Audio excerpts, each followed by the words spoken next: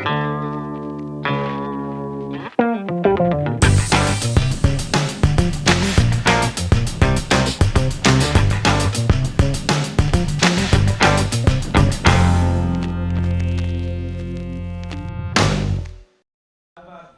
là, un de mes auteurs de polar préférés, c'est Valentin Musso. Valentin comme le commissaire Valentin des Brigades du Tigre. Exactement, moi c'était une de mes séries préférées quand j'étais gamin et ça m'a inspiré pour un de mes livres. Oui, qui était excellentissime en plus, Le mais Murmure c'est de un des l'Ogre. premiers. C'était un des premiers. C'était mon troisième en fait. Ouais, c'est Ouais, ça. troisième. Ça a joué le fait, gamin, de regarder Brigades du Tigre et de vouloir faire des polars. Ah ouais, ça a énormément joué. C'est vrai ? Ouais, il y avait des séries comme ça que j'adorais. Alors les Brigades du Tigre, c'était vraiment particulier parce que c'était une autre époque, un autre rythme. Ouais. Et quand j'ai voulu écrire vraiment un polar historique, j'ai été conduit presque naturellement vers cette époque, début de la police scientifique avec ouais. les brigades de Clémenceau. D'accord. Qu'est-ce que je veux dire ? Pourquoi des polars et pourquoi pas autre chose ? Pourquoi pas, je sais pas moi, des histoires d'amour ou plus intimistes ou... D'ailleurs, dans les derniers, c'est plus intimiste, hein, je trouve. Ouais, un peu plus. C'est vrai que je me détache un peu en fait Ouais, du un polar peu, hein, ouais, avec ouais. le temps. Je pense que c'est lié aux lectures d'adolescents. Ouais. Je lisais Gaston Leroux, Agatha Christie, plus tard Stephen King.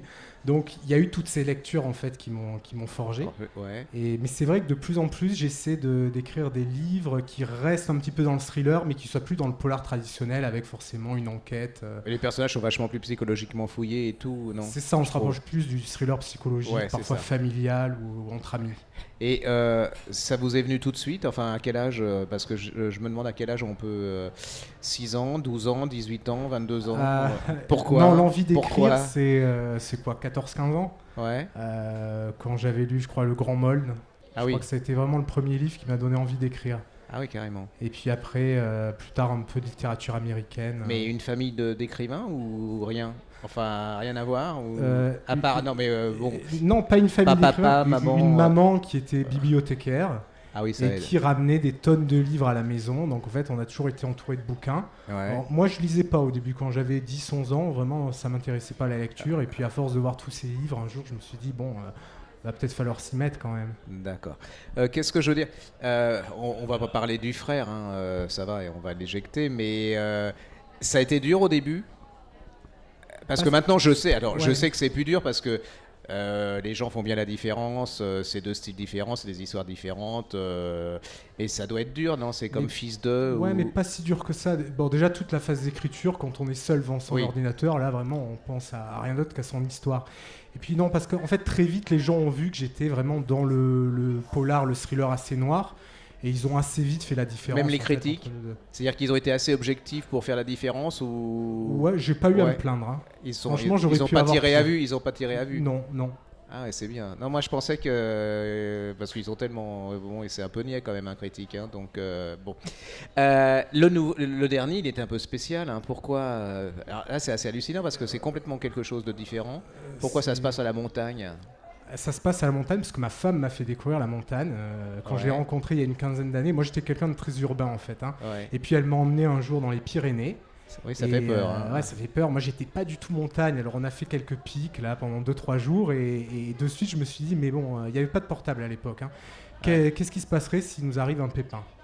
Et donc, ça fait bien 15 ans que j'ai quand même une idée, tu vois, d'une histoire qui se passerait en montagne, entre amis, avec des portables qui passeraient pas, donc un univers complètement coupé du monde, et une balade qui tourne mal, en fait, qui va tourner à la tragédie. Et maintenant, ça va être des univers complètement différents. Tu abandonnes le côté historique parce qu'il y avait quand même un background historique dans les précédents. Là, avec la montagne, on casse complètement. Est-ce que les précédents, ça va continuer à revenir à l'historique ou ça va être quelque chose encore de différent ? Pour le moment, je laisse tomber l'historique. J'y reviendrai peut-être un jour, mais il faut vraiment trouver une époque qui passionne. Et là, en ce moment, j'ai vraiment envie de faire du roman contemporain. Et donc, le prochain, ça sera un huis clos qui se passe dans une maison avec 3 personnages. Ah oui. Donc le principe que j'avais déjà un petit peu amorcé avec Sans Faille, je le pousse à bout avec un lieu unique, très peu de personnages, une histoire qui se déroule sur quelques jours ou quelques semaines et donc à fond dans le psychologique. Alors on va faire 2 questions. Enfin, dans le polar ancien, quels sont les auteurs que tu aimes ou qui t'ont influencé? Et dans le polar contemporain, quels sont ceux que tu aimes et qui peuvent t'influencer aussi? Alors dans les prémices du genre, donc j'ai cité Gaston Leroux, Rouletabille, qui est plus lu du tout aujourd'hui, je crois. Hein, qui est un truc pour les enfants et les ados, c'est super. Ouais, il y a eu Agatha Christie quand même. Hein. Ça, moi, je passais mes étés à relire chaque année les romans d'Agatha Christie. Et comme elle a tout fait en fait, elle a fait toutes les chutes possibles, elle a fait tous les retournements de situation possibles. C'est extraordinaire comme inspiration en fait. Ouais. Donc je crois que ça c'est les deux auteurs vraiment aux origines. C'est intéressant Gaston Leroux, c'est vrai qu'on n'en parle pas.